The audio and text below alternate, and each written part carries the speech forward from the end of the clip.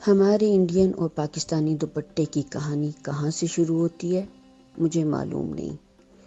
اتنا پتہ ہے کہ ہندو خواتین اپنی ساڑی کے پلو کو گھونگھٹ بنا کر دوپٹے کا کام لیا کرتی تھیں، اور سکھ خواتین نے شلوار قمیص کے ساتھ اپنے آپ کو ڈھانپنے کا ڈھنگ دوپٹے کی شکل میں ایجاد کیا تھا۔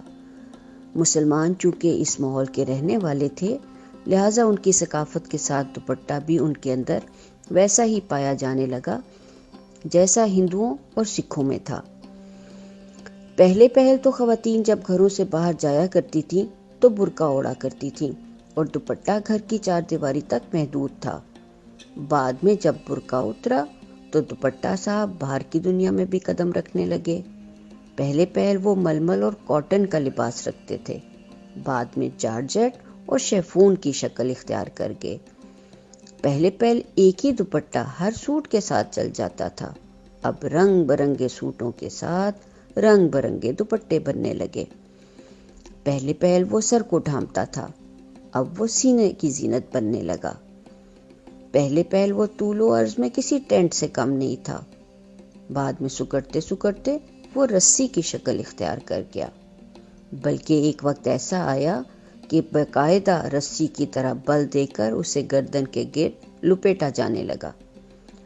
صد شکر کہ خواتین اس رسی کے نتیجے میں کبھی ناگہانی اموات کا شکار نہ ہوئی، ورنہ مضبوطی کے اعتبار سے ہمارے دوپٹے میں یہ خصوصیت بھی پائی جاتی ہے۔ پھر وہ رسیاں تو صد شکر کے غائب ہو گئیں اور کسی حد تک چوڑے دوپٹوں نے ان کی جگہ واپس لے لی، پر ڈھلکنے اور سرکنے میں اس کا مد مقابل آج بھی کوئی نہیں، اور اس پر ترا یہ کہ گرمیوں میں کلف لگا لگا کر اسے ایسے اکڑا دیا جاتا ہے کہ وہ تکبر میں کہیں سماتا دکھائی نہیں دیتا۔ کبھی کبھی میرا جی چاہتا ہے کہ مسلمان خواتین سے پوچھوں، کیا آپ جانتی ہیں کہ یہ رسی نما چیز جو آپ کے گلے میں لٹک رہی ہے کس لیے ہے؟ اس کا مقصد کیا ہے اور یہ کیوں آپ نے اوپر لی ہوئی ہے؟ پر سچ پوچھیں تو میں بڑی ڈرپوک ہوں، اور ڈانٹ کھانے سے تو میرا دل بڑا ہی ڈرتا ہے، اس لیے اندر ہی اندر دوپٹے کے ناز و انداز کا مشاہدہ کرتی رہتی ہوں۔ ویسے میں ایک بات جانتی ہوں جو آج سے بہت پہلے اکبر الہ آبادی نے کہی تھی، بے پردہ کل جو نظر آئیں چند بیبیاں، اکبر زمیں میں غیرت قومی سے گڑ گیا۔ پوچھا جو میں نے آپ کا پردہ وہ کیا ہوا؟ کہنے لگی کہ عقل پہ مردوں کی پڑ گیا۔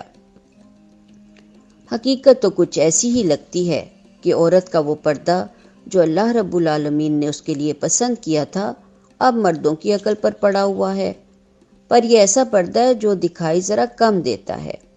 ہاں البتہ اکبر الہ آبادی مرحوم کی بات کو اگر کچھ یوں لکھ دیا جائے کہ آج کی عورت کا دوپٹہ مرد کی آنکھوں پر بند گیا ہے، جیسے بچے چھپن چھپائی کھیلتے ہوئے اپنی آنکھوں پر دوپٹے باندھ لیتے تھے، تو شاید کچھ غلط نہ ہوگا۔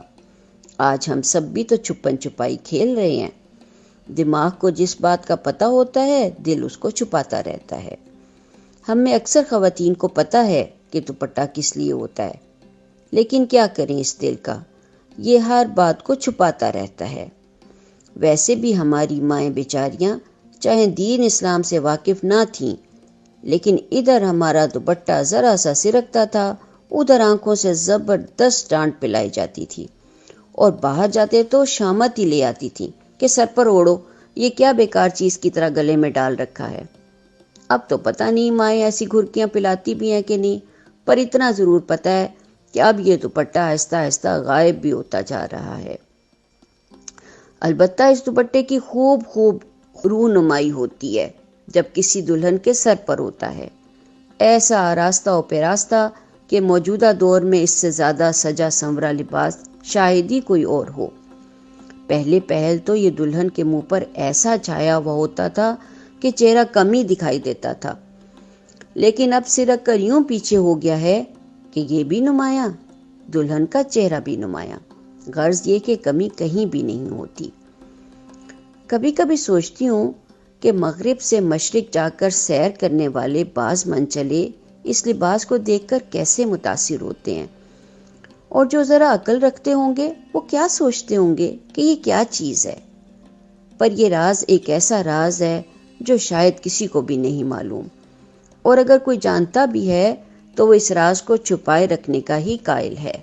یوں بھی سر عام ہر راز کو تو کھولنا نہیں چاہیے ہے نا، بھلا اس دوپٹے کو کیسے کھول دیں؟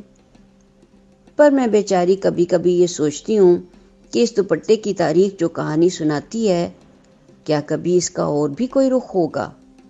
کیا یہ دوپٹہ کبھی حقیقت شناسی کی منزل سے بھی آشنائی پائے گا؟ کیا کبھی ایسا ہوگا کہ ہماری خواتین اس رسی نما چیز کے مقصد وجود سے آگاہ ہوں گی؟